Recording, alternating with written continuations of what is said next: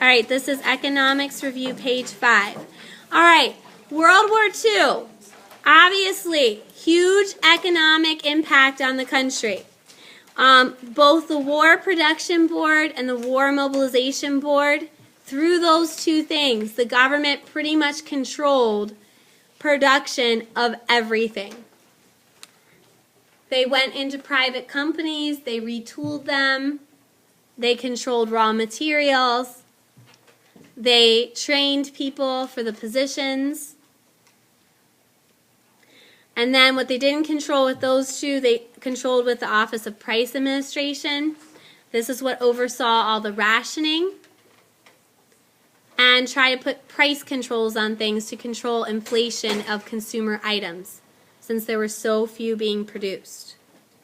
So rationing and price controls on consumer items. Also, the income tax and war bonds is how we paid for most of the war. All right, post-war economic boom. This is what we just covered today. So what stimulated the economy after World War II? Why didn't we fall into recession? We saved a lot of money during World War II. Very good. People had savings because there were not a lot of consumer goods to buy during World War II. What else? We just talked about it today.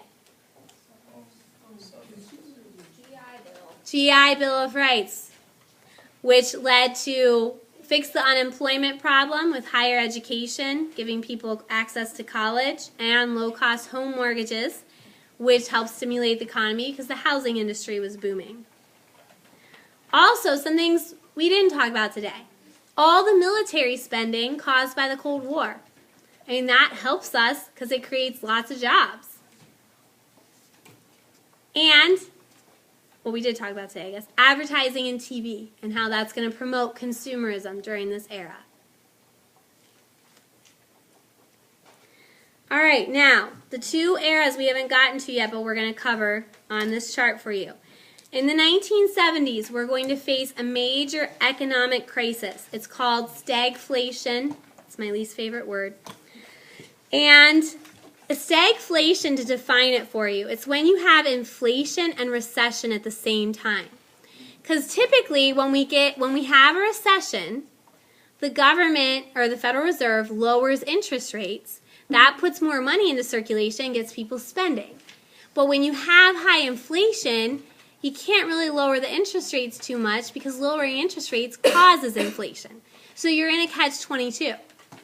Now, what is it caused by in the 1970s? Well, it's caused by an oil crisis because OPEC, which is the Organization of Petroleum Exporting Countries in the Middle East, OPEC, OPEC, puts an oil embargo on us because we favor Israel in fighting that's going on between Israel and the Arab countries we need oil from. Okay, so an oil crisis causes it. We also have debt from the Vietnam War that's going to contribute to it.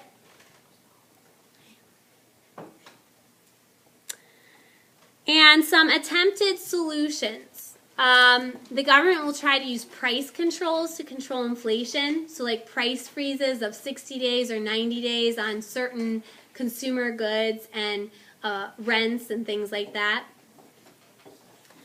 And ultimately, it'll probably be deregulation. So laissez-faire, deregulating industry, business, laying off some of the regulations to help stimulate the economy. All right, and then in the 1980s, oh, questions? Sorry. What was the one before? Price controls, where you put a price freeze on something for 60 or 90 days to keep the price from going up. Last thing then, Reaganomics. This would be Ronald Reagan's economic policies. Here are some of the key ideas behind his economic policies, which he'll help us really get out of stagflation and recession and so forth. And then ultimately it'll cause another recession. All right, supply side economics. That is when you give tax cuts to the wealthiest and expect it will trickle down to the lower classes. So supply side economics. You give tax cuts to the wealthiest Americans, and then you hope that they hire more workers, they don't lay people off, they increase wages, so it trickles down to everybody else. Across the board, though, he's going to cut taxes, but he cuts them most for the wealthiest. Now, here's the problem. If you're going to cut taxes, what else do you have to cut? Spending, okay? He cuts social spending, so like social programs like Medicare, Medicaid, food stamps, public housing, things like that, education. But he increases defense spending. So we'll put down the result of that in a minute. Other parts of Reaganomics, deregulation, so laissez-faire, deregulating industry and business, and anti-union policies.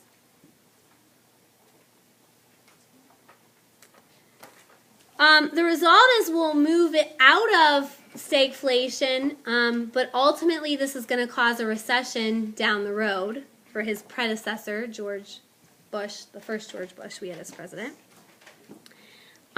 We accumulate a huge national debt under Reagan because he cuts taxes but doesn't cut enough spending.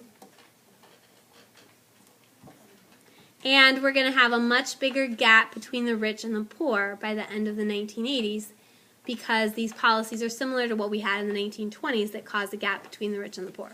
So we'll have a recession at the end of the 80s, beginning of the 90s under his predecessor. All right?